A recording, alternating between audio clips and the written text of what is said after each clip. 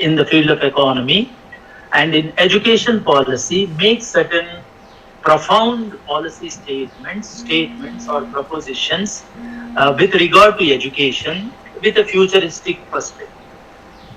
So every policy, if I present, does two things. Many things it does, in fact, there are many things, but if we categorize the policy, it does fundamentally two aspects.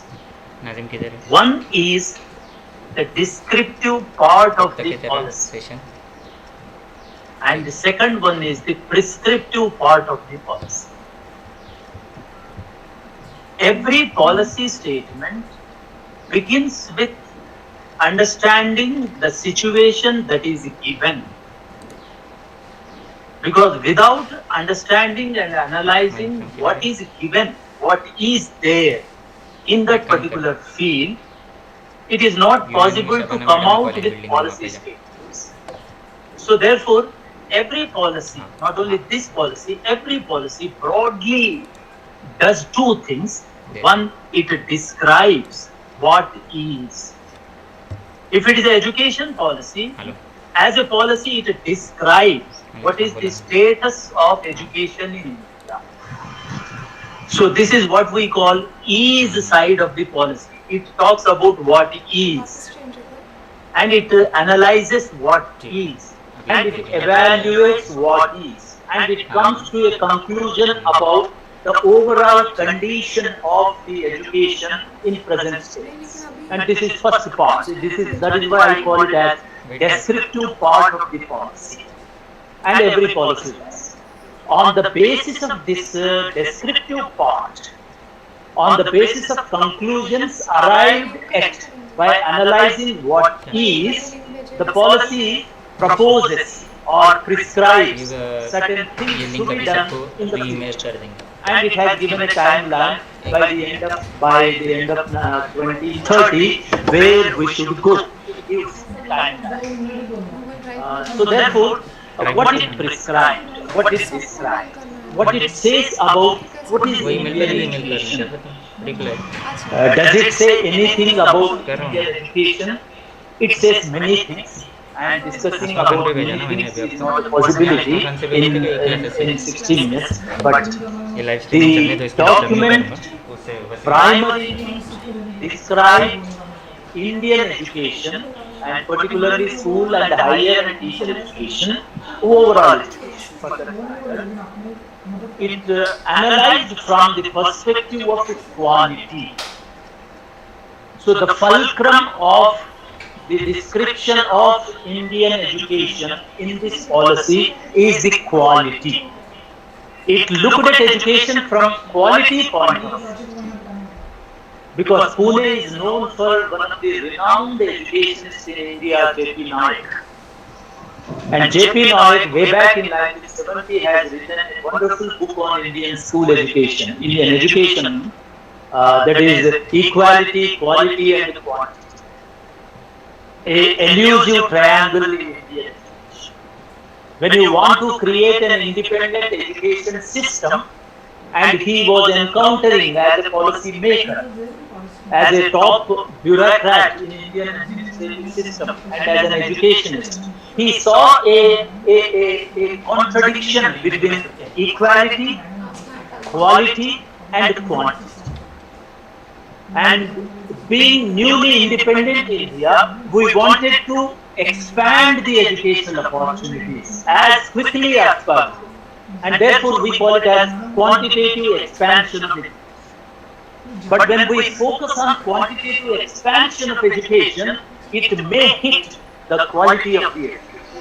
So quality may be lost in the process of mad craze for expansion and expansion. But expansion is mandatory according to Constitution because we set a time limit to achieve universalization of elementary education. Therefore, there is no other way except to expand the education. And therefore, once we move towards expansion of education, there is a problem of maintaining the quality in the school, in the education.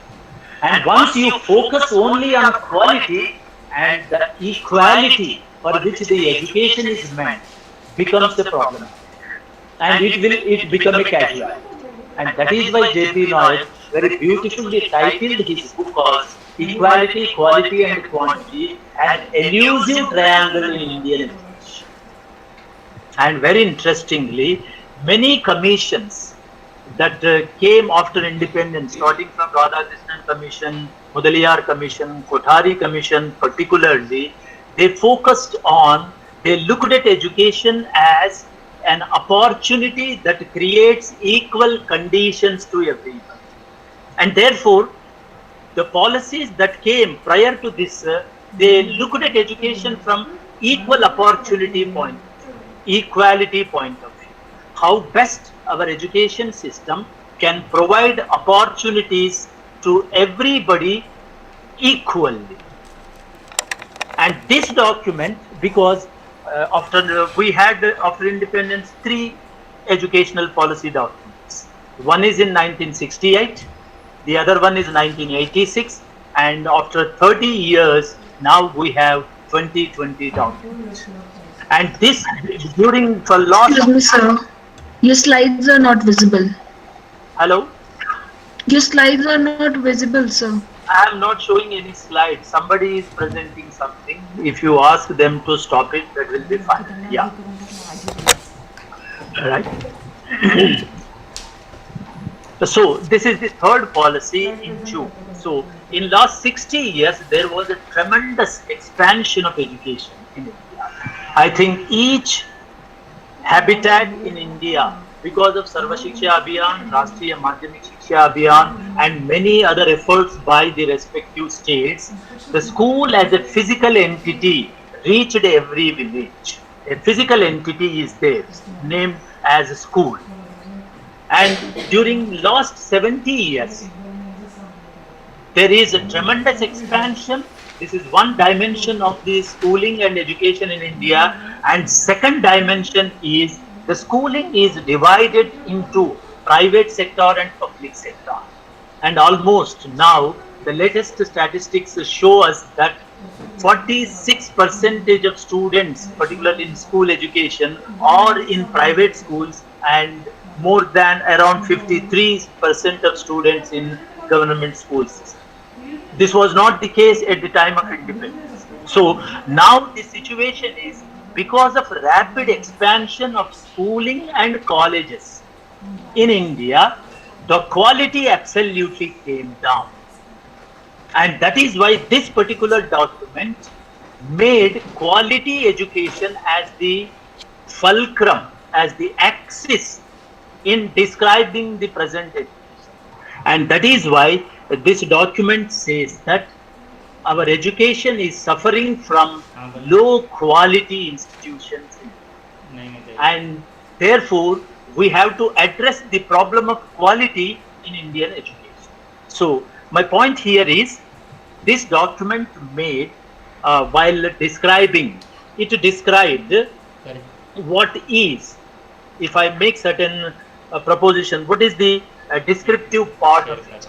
Number one, no quality institutions, low quality education is coming out. 80% of the graduates coming out of higher education are not eligible to do any productive activity in the world. Therefore, it is absolutely a theoretical knowledge. There is no skill-based knowledge.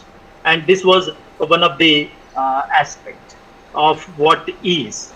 And after describing this what is, the document jumps into what ought to be, what we need to have a new kind of education system. And it described, if I give the historical evolution of this particular document for the benefit of understanding how this document is evolved, this document or this policy is evolved over a period of 5.5 years. This has not just come within a month or 2 months or 1 year. It has taken more than 5 years. If I name, in 2016, the first committee to evolve a new education policy under the chairmanship of TSR Subramaniam was constituted by MHRD when Smriti Irani was the MHRD minister. And that committee submitted its report in 2016 May. It was constituted 2015 November, and the committee submitted its report to the MHRD in 2016 May. And after that, very interestingly, based on that report, Ministry has prepared some inputs for the draft National Education Policy 2016, on which there were many conferences across the India. We from RIE personally came to Pune also to conduct the meeting to elicit the opinion of the teachers and teacher educators on some inputs for the draft National Policy Education 2016. And after a series of consultations over 2 years, and government again constituted a committee in 2018 December under the chairmanship of Dr. Kasturi Rangan, the former ISRO chairperson. And this committee is termed as a Committee to Draft National Education Policy. And this committee has taken almost 1 year to compile the opinions gathered by NCERT, UGC and others and stored at MHRD website, and they came out a report in 2019. And that was again, there were meetings on that, and finally the cabinet approved that particular policy report policy in 2020. And the draft, if I give the draft, very interestingly, the draft was 484-page draft statement. It is a very huge document. And this document, in preparing this document, lot of research has gone into the preparation of the document. Because the description of ease, the first part of the policy statement, the description of the ease is based on wide-ranging research conducted by the many institutions, not only in India, across the world, with regard to the cognitive development and ECCE and every other aspect. And this 484 pages huge document was reduced to the summary of that with little modifications, has come out in the year 2020 as a policy statement, about which we are here to discuss what are there in that policy. And if I quickly read the fundamental principles of the policy as stated at the page number 5 of the policy. For the benefit of you, I want to read some of the foundational or fundamental principles of the policy. The first policy is the foundational policy principle is the giving highest priority to achieve foundational literacy and numeracy by 2020. What is foundational literacy and numeracy? I will tell a little later. This is one of the important principles we have to keep in mind as a teacher education institution. And one of the important foundational principles of this policy believe that education should be based on the principle of flexibility. Flexibility should be the governing principle of the education. Why it should be flexible? Let me explain in 1 minute. Education is governed by a principle of uncertainty. I hope everybody who is listening to me is either teacher or teacher educator or would-be teachers. So therefore, education is a non-material activity. If I compare with it to understand what does it mean by education, if you take the example of tailoring, tailoring is an activity which is certain. Whatever tailor says, whatever tailor stitches, the shirt comes as it is. But when a teacher teaches in the classroom, it does not mean that learner is learning the same. It could be something more, something less, something different. And therefore, learning is not equal to teach. This is a foundational principle. This is a fundamental principle. Whereas shirt is equal to tailor. Shirt cannot be otherwise. Suppose a chappal maker making a chappal. Chappal is equal to chappal maker. But when a teacher is teaching something, learning is not equal to teaching because learner has consciousness. Learner has interest. Learner has so many other things. That is why we say education is an activity where principle of uncertainty prevails. When principle of uncertainty prevails, it is a challenge to the teacher how to bring certainty of learning in the midst of uncertainty. And this principle of uncertainty will be respected when you arrange the education process on the principle of flexibility. So therefore, this policy very rightly identifies that the whole educational process should be based on the principle of flexibility. You should not be rigid. This is the only way to learn. This is the only way to teach. That is how our schools have been run. So therefore, this is the second foundational principle. And one important foundational principle that has an implication to teacher education is that no hard separation. I request everybody to reflect on this deeply in your classrooms also. Our present school system or education system, the whole curriculum is organized around disciplines. This is a discipline-based education system. So discipline-centric education system. There is science, there is mathematics, there is history, there is language, there is etc. etc. And if you go to higher education, there is zoology, there is biology, and there is botany, there is chemistry, there is physics, there is political science, there is sociology. So the whole knowledge is organized in a rigid manner around the disciplines, and botany is absolutely separated from zoology, and zoology is separated from chemistry, chemistry is separated from physics, and these are separated from social science, and everything is separated from other, and this is what we call, there is a hard separation in present education system. And this document, this policy says that this hard separation is a problematic. And therefore, the fundamental principle in reorganizing the curriculum, reorganizing the school education and college education is no hard separation. Why there is no hard separation? Because now we have to switch over from hard separation, discipline-centric curriculum and school education to multidisciplinary-centric curriculum structuring.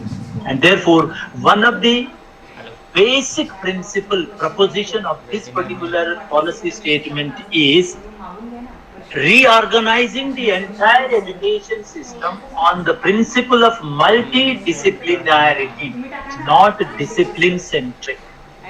This has a huge implications to higher education and school education, and similarly to teacher education. So therefore, multidisciplinarity and holistic education, not part education. And what is holistic and what is multidisciplinarity? A science graduate, while studying the science, can also opt a social science subject as part of it. Now, which is not there, which is not allowed. Now, a BSc graduate at the same time can study physics and political science as a part of graduation. Because physics and political science, or for that matter, any two disciplines, cannot completely be separated. And now, the whole innovation across the globe is happening not within the discipline, but at the between the disciplines. That is why microbiology. And you look into the modern multidisciplinary programs offered by advanced educational institutions. They don't go by one single combination of disciplines. And therefore, very interestingly, this is required because of two reasons. this document says in the part of descriptive part. What are the two reasons to switch over from discipline-centric educational organization to multidisciplinarity in education? The one reason is epistemological. The epistemological reason says that the knowledge generation in 21st century is happening at the borders of the discipline, not in the discipline. 2-3 disciplines are coming together and innovations are happening. And therefore, that kind of training must be given to the students so that they become innovators in the knowledge, not the receivers of the knowledge. So this is one. And second one is, now knowledge is reached at a stage where now it is not contemplative knowledge but manipulative knowledge. Now knowledge is being applied day by day. It is applicative stage of the knowledge which is going on every day. So therefore, application happens in real world, not in a theoretical world. And real world is not bifurcated into biological world, zoological world, and social world. The world comes as a whole. When the world comes as a whole, child must understand world as a whole. And therefore, we have to shift from discipline-centric hard separation to multidisciplinarity oriented holistic education. And this has implication to teacher preparation. We will come to that little later. So therefore, this is one of the important foundational principles of this particular document. And fourth and fifth, which we have been talking, but this policy has given much more emphasis on that. Learning and teaching should not emphasize on rote memorization. It should move towards conceptual understanding. And conceptual understanding about the world does not confine to a single discipline. Therefore, you have to move to multidisciplinarity. And this document again goes little further and says, education or teaching learning should not be based on for receiving the knowledge, but to critically evaluate the knowledge. So therefore, this policy document has given a lot of focus on critical pedagogy in the classroom. And one of the important dimension of this particular policy statement is the promoting multilingualism. And again, I request all the participants to reflect on this. In 1950s, Indian society was a multilingual society. In 1980s, after 1980s, 90s, 2000, 2010, and now, it's not only the Indian society is multilingual, Indian classrooms are multilingual. There is a shift from social multilingualism to classroom multilingualism. Because during 1940s and 50s, the enrollments of the students was very low and dominantly the upper classes were attending the school. So therefore, they were taking one language into the classroom.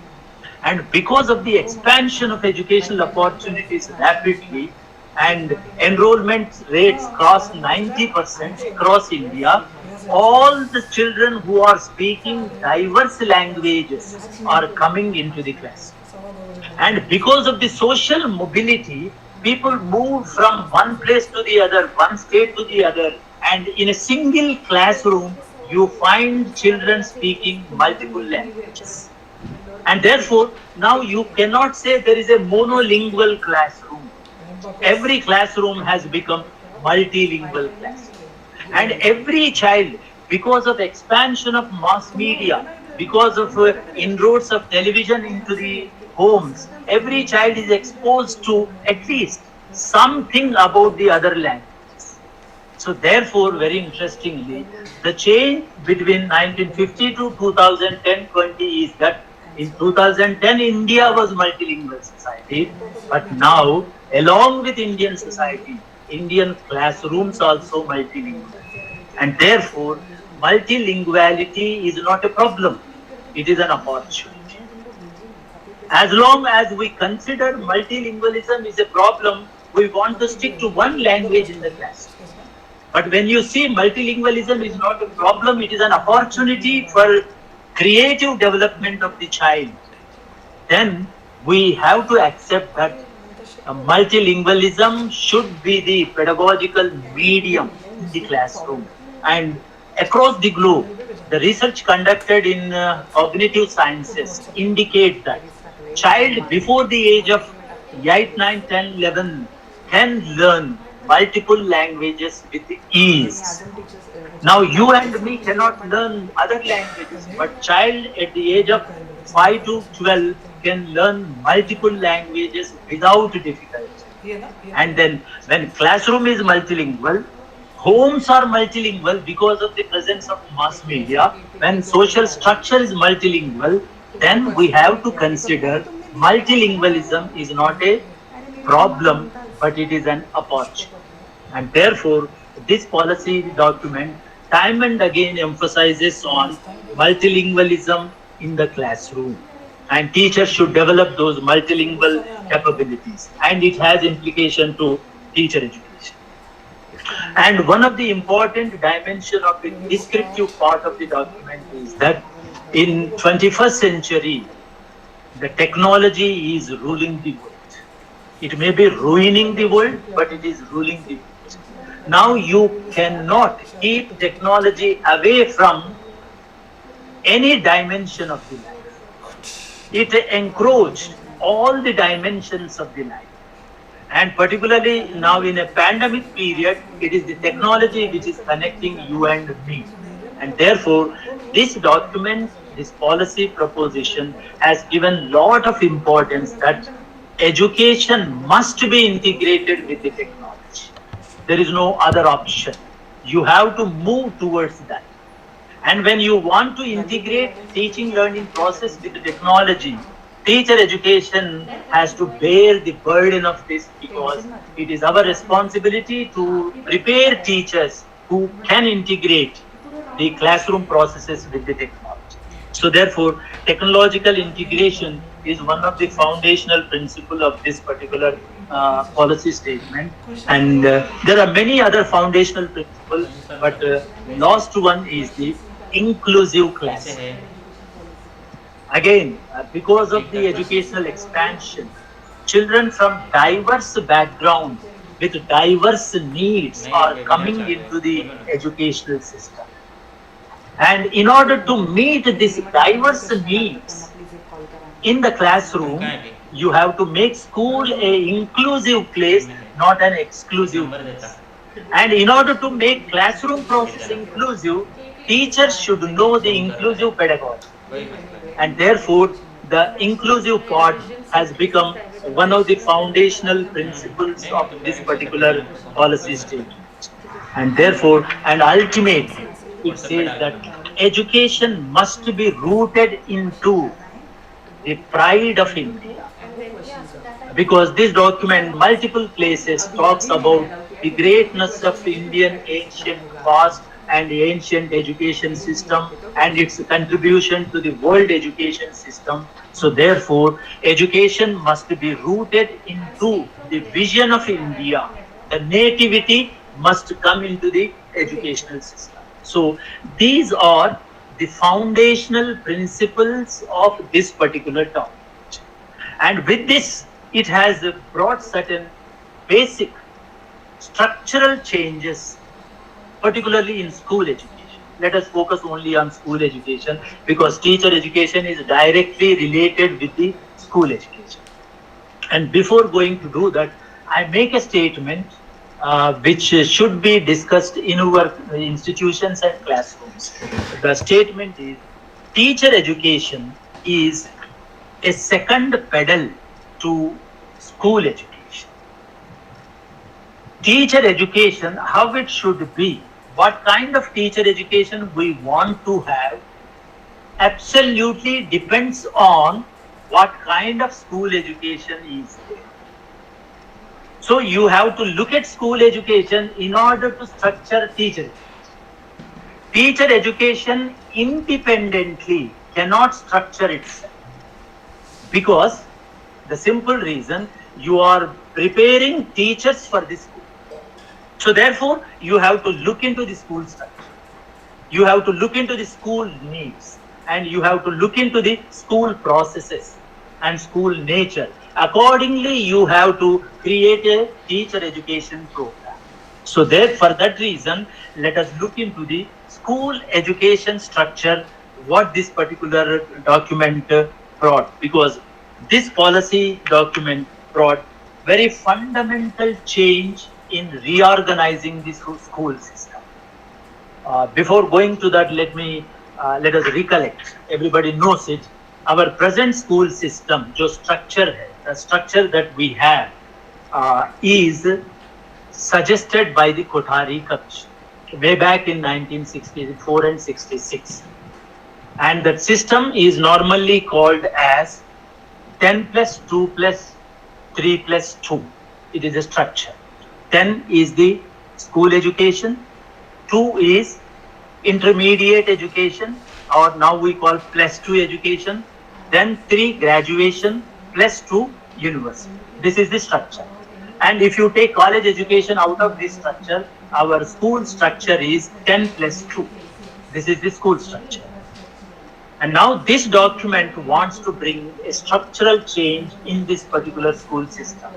And it proposed 5 plus 3 plus 3 plus 4. This is the structure. And this policy document brought pre-primary education as a part of school education.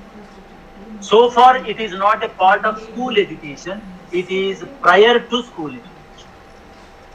Now, this policy says that since the cognitive development in terms of language development starts with an early age, we have to bring the 3 years of pre-primary as a part of school education. And therefore, this document suggested right to education must be extended from 3 years of age to 18 years of age. That means pre-primary 3 years, then school education 12 years. So 15 years of school education. Now, we have 12 years of school education now, we are practicing. But this document proposes 15 years of school education. And this 15 years of school education is divided into 4 phases or 4 stages. The first phase is 5 years of school education, and 3 years of pre-primary, 2 years of primary, what primary that we have class 1 and 2. Class 1 and 2, LKG, KG2, KG1 and nursery. This is one block. And these stages are called not simply structure, they are pedagogical and curricular structure. They have given a name, pedagogical and curricular structure. Why this reorganization is required? Why we have to reorganize school structure in this way? And this document, based on the research on cognitive development of the child, says that the cognitive development of the child between the ages 3 to 8 is one block. A similar kind of cognitive development happens. And therefore, these age children considered to be the one block. And then 3 years, the class 3, 4 and 5 become one stage. And first stage is called foundational stage. First 5 years is called as a foundational stage. And second 3 years is called preparatory stage. And third year is called middle school stage. And last 4 years, there is no secondary and senior secondary according to this document. There is only secondary, and that has 4 years. 8th, 9th, 10th, 9th, 10th and 11th, 12th. These are the 4 years. This is the school structure. And we don't go in detail into the school structure, but the school structure has an implication to teacher education. Now we go to the teacher education, because there we have to identify the challenges and how to address those challenges in our school education system. And with regard to school teacher education also, This document come out with the basic propositions. In this document, in this policy statement, teacher and teacher education, they discussed at three places. Because in this policy statement, there are two parts. One is school education part, the other one is higher education part. And teacher education, about teachers, it discussed in school education. About teacher education, it discussed in higher education. So the first structural change with regard to teacher education is that teacher education will be coming under higher education now. Now, as we are practicing it, the whole teacher education is not under higher education. Teacher education is divided between higher education and school education. The primary diets and DEds are in school education, whereas MEds and all others are in higher education. But this document says that the entire teacher education will be shifted to higher education. Now it is considered as higher education. And in higher education, it made three important policy proposals with regard to teacher education. And let me first talk about what is in teacher education, because what is the descriptive part of the teacher education? The descriptive part, there are 4 points. Let me read them very quickly. The teacher education institutions, in one of the places it mentioned that more than 10,000 teacher education institutions across India are worthy to close. उसको बंद करने का लायक है, because there is no quality, and quality in terms of no infrastructure in the teacher education institutions, poor service conditions to the teacher educators, and poor quality and lack of autonomy and absence of merit-based culture of excellence. These are the 5 important descriptive dimensions of teacher education, what is. So if we sum up and say in one word, in teacher education, there is no quality. Lack of quality is haunting teacher education. So therefore, this document suggests we have to bring quality teacher education institutions in India. If you don't prepare a quality teacher, there is no possibility of creating quality education in Indian society. Therefore, it has given a lot of importance to teacher education, a quality teacher education. Then, in order to bring quality teacher education, what kind of teacher education program we need to have? And there are 2 important suggestions, policy proposals, not suggestions, policy statements. One is move the teacher education into higher educational institutions. This is one. No stand-alone teacher education will be there by the end of 2030. They have given time frame. This statement is very important because this is a policy implication. What is that? No stand-alone institutions will be there in teacher education program. It means there cannot be a diet college separately. There cannot be a B.Ed college separately. There cannot be an M.Ed college separately. And all teacher education institutions will be located in multidisciplinary institutions, and that is in higher education institutions, and that is either in degree colleges or in universities. And this has a larger implication. If you are already there as a B.Ed college, you have to create multidisciplinary institutions. You have to offer BA, BSc, all those courses in that campus, and B.Ed institutions will become one of them. So therefore, this means there cannot be no stand-alone teacher education institution. All the teacher education institutions will be in multidisciplinary institutions, that is in higher educational institutions. The time frame is gradually you have to move from 2020 to 2030. They have given 10 years of time period. Transform yourself into a multidisciplinary institution. This is one of the important aspects. And number two, no teacher education program will be short duration program. All teacher preparation programs ideally will be 4-year programs. No 1-year program, no 2-year program.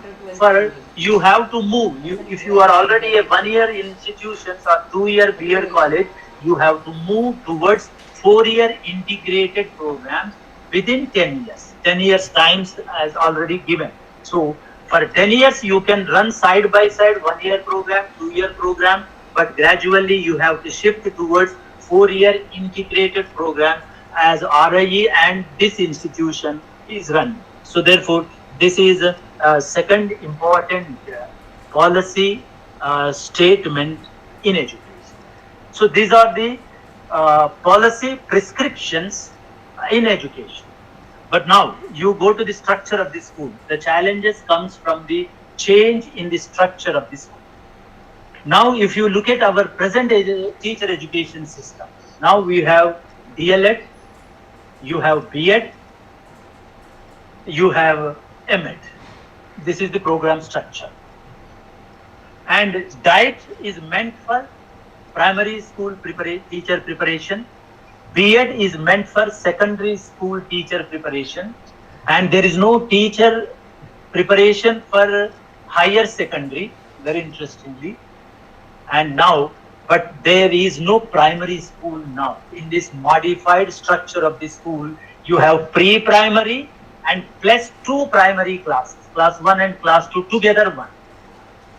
So therefore the challenge is now you have to restructure teacher education program in line with the school structures. Therefore, the first challenge is to develop a teacher education program for first foundational school system, that is first 5 years. Now we don't have. We have a pre-primary school teachers program somewhere in private institutions. And we have a primary school teacher, that is the DIET. But there is no primary as such now. There is a foundational teacher, a foundational course, a foundational school stage. And for foundational school stage, the demands, the needs of those teachers are completely different from the courses that we have in teacher education programs. So therefore, teacher educators, the universities and institutions like this must think over this, how to shift, how to create a new structure of education, structure of teacher education that prepares teachers for first 5 years of schooling, that is foundational stage of the school, which includes pre-primary and 2 classes of present primary. And that is why this responsibility is given to NCTE, of course, but at the same time, the universities have to reflect on this, because you have to come out with proposals for development of the teachers for that particular course. And similarly, the second, it is a preparatory stage 3 years. Now we have to think, do we need a separate teacher training program for 3 years, starting from 3rd class, 4th class and 5th class? Or shall we club 3rd class, 4th class, 5th class, 6th class, 7th class, 8th class, 3 plus 3, 2 school stages into one, prepare a one kind of teacher education? We have to think about this. And then 4 years, 9th, 10th, 11th, 12th, 4 courses. So therefore, at least we need 3 different teacher education programs to meet the changed structure of school education, school structure. And this requires lot of mental exercise. This requires lot of consultations among the teacher educators. And this requires lot of infrastructural development depending on the programs that you pursue. This is one. and we have to reflect on this. Along with this, how to integrate technology into the teacher preparation program. Now we are giving training in technology, but we have not integrated technology into the teacher preparation program. These are two separate things.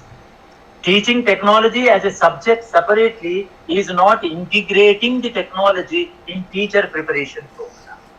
So therefore, the second challenge before us, teacher education institutions, how to prepare a teacher education program where you can absolutely integrate technology with the learning process.